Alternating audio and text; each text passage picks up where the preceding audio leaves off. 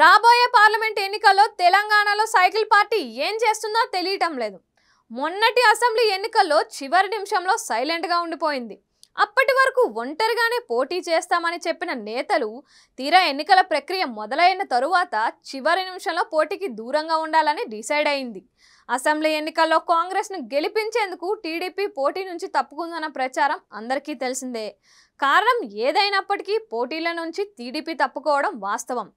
ఇప్పుడు తొందరలోనే జరగబోయే పార్లమెంట్ ఎన్నికల్లో టీడీపీ ఏం చేయబోతోంది అన్నదే ఇప్పుడు అంతుపట్టడం లేదు. అప్పుడంటే కాంగ్రెస్కు బేలు చేసేందుకు పోటీ నుంచి తప్పుకున్నారనే ప్రచారం జరిగినా తమ్ముళ్ళు పట్టించుకోలేదు.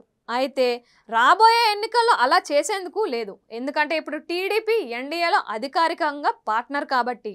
అందుకనే ఏపీలో టీడీపీ, జనసేన, బీజేపీలు కూటమిగా ఏర్పడి వైసీపీని ఎదుర్కోబోతుంది.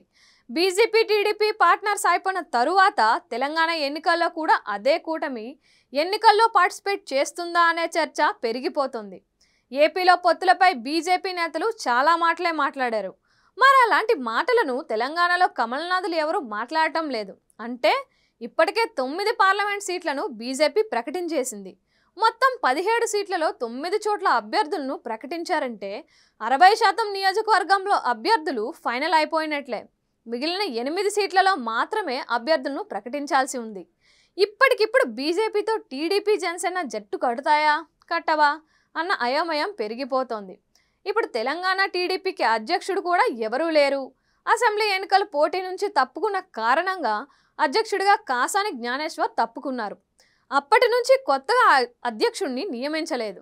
ఒకవైపు పార్లమెంట్ ఎన్నికలు తరుముకొచ్చేస్తున్నాయి. షెడ్యూల్ కూడా 4-5 రోజుల్లో ప్రకటన ఖాయమంటున్నారు. ఇలాంటి పరిస్థితుల్లో ఏపీలో పొత్తుల విషయం తేలిన తరువాతే అదే పొత్తును తెలంగాణలో రిపీట్ చేసే విషయంలో మాత్రం అయోమయం పెరిగిపోతుంది. అందుకనే సైకిల్ పార్టీ స్టాండ్ ఏమిటో ఎవరికీ అర్థం కావట్లేదు.